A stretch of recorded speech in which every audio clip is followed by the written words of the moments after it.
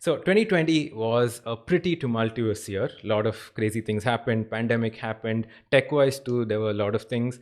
Honestly, I'm hoping for like 2021 to start off in this nice, wholesome sort of way.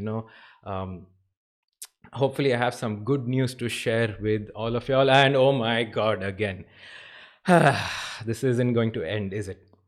Well, so 2021 started where 2020 ended with the whole incident at the Capitol, and with Donald Trump having tweeted a lot of pro, I don't know if we can call them protesters as such, but yeah, a lot of things which were very unsavory, which sort of egged those people on to go and storm the Capitol. He was actually banned from things like Facebook, Twitter, Google, Reddit, Shopify, Twitch, YouTube, etc.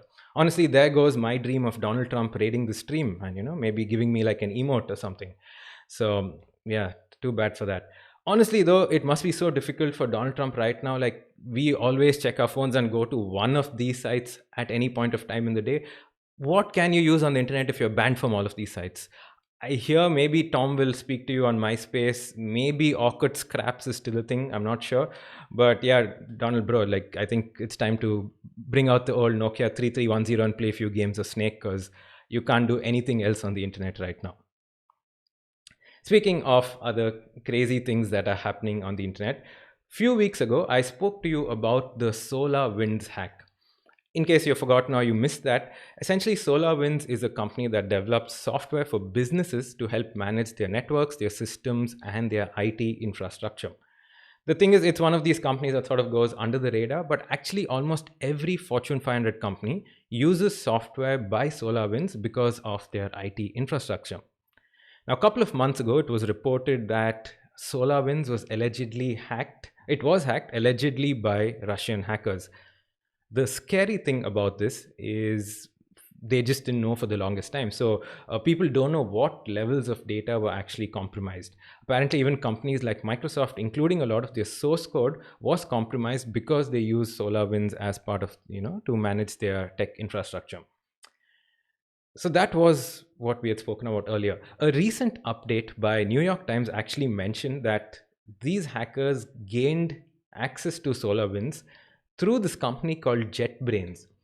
Now, in the dev world, this actually caused a lot of ripples because most devs have at least heard of or have used products by JetBrains.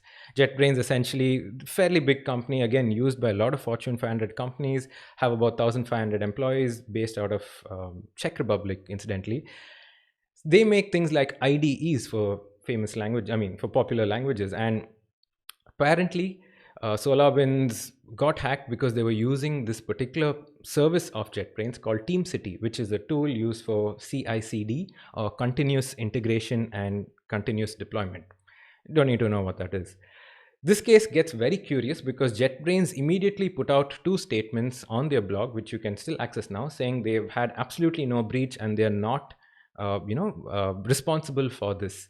So this just gets really curious. And just to add things to the spice, and of course, this is a complete coincidence, and I'm 100% not implying anything, I'm being very serious here. JetBrains was actually founded by three Russian people.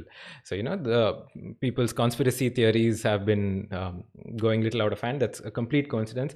Again, very strange because in the conference circuit, in the festival circuit, JetBrains is actually very active. I've met a bunch of their speakers, all very, very nice people, very well informed. So I'm sure it must have been a big shock for them to hear something like this. Anyway, I will keep you posted on the developments of this interesting case. And lastly, I'm sure at some point of time, each of us have thought of owning or running a bar. Well, here's your chance. There's this dude named Patrick Hughes who owns two bars in New York. It's called Hellcat Annie's and Scruffy Duffy's. Now, because of the pandemic, the F&B industry has been hit pretty hard. So he's selling off both of these bars in exchange for only cryptocurrency. Yeah, so you have to buy both bars. There's no just let me buy one and not the other type deal. But you can buy both bars for either 800 Ethereum tokens or 25 Bitcoins. So honestly, Bitcoin bros, here's your chance to own a bar. Patrick, hit me up, bro. I'm totally good for it. I have this hard disk full of Bitcoins. It's in a landfill somewhere. Again, I don't remember the password, but trust me, I'm good for it. Like really, like you have to trust me on this, bro. Seriously, I want to earn those 2 bars.